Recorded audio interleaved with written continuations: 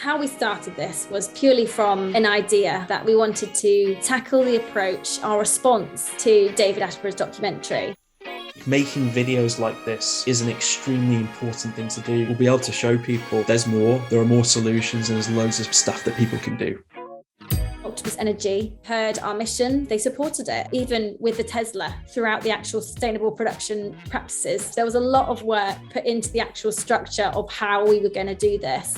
So going into the first day, we started with the gigantic topic of climate change. This is an extremely overwhelming topic to start with. We thought we'd tackle it first. The reason why we tackled it was because climate change is the twin to the biodiversity crisis. Climate crisis or climate change causes biodiversity loss in many different ways. But at the same time, climate change or biodiversity can be used to mitigate climate change. I think that's what people are going to be surprised about this climate change episode the most. There's a lot of stereotypical content entitled climate change, wildfires, melting glaciers. The people think they know what they're going to expect with that. I think with our episode, we're kind of unraveling a different issue in the state that we can tackle both these issues together at once. Solutions that you get thrown for climate change can be quite cliched. Sometimes they feel very small scale. I want to know what's actually going to have global scale impact as much as it's going to have impact in my community. I'm one of those types.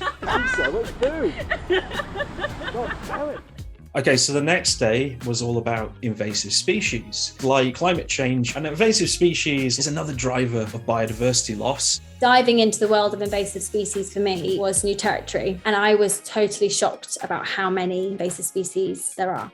Going on from plants, then you have to consider wildlife. Very hard to know which one to focus on or prioritise. And Aaron did a really great job at that because he prioritised what is most predominant where we were filming. You were making the point, Emma, of how overwhelming it was, particularly to see Himalayan balsam everywhere. And once you see it, and once you know what it is, you'll see it everywhere. I bet you're seeing it everywhere now. I was chucking it back. Go cross-legged across. I was thinking balsam in my head. So going on to day 3, we actually filmed our introduction on this morning. We worked with Phil, our fabulous host, and we dived straight into breaking down the entire series to summarise what we're trying to do and why we're trying to do it. The second half of the day was going into the middle of Bristol Harbour to film our episode about overexploitation. Why it's a major driver of biodiversity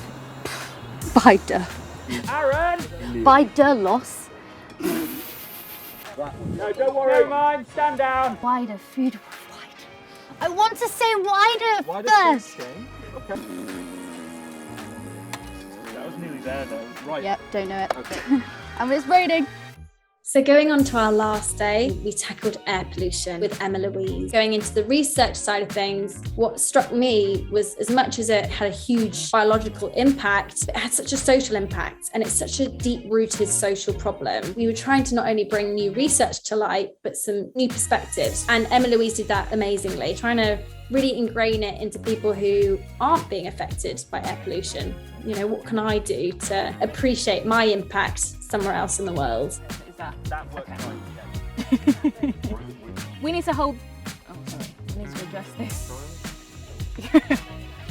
This series just builds those messages into these powerful, motivational resources. It kind of encapsulates the main message that we put across. It might not necessarily be interested in becoming a wildlife biologist or a soil scientist. It doesn't really matter what you get into. You can get into a job where your job can be impactful.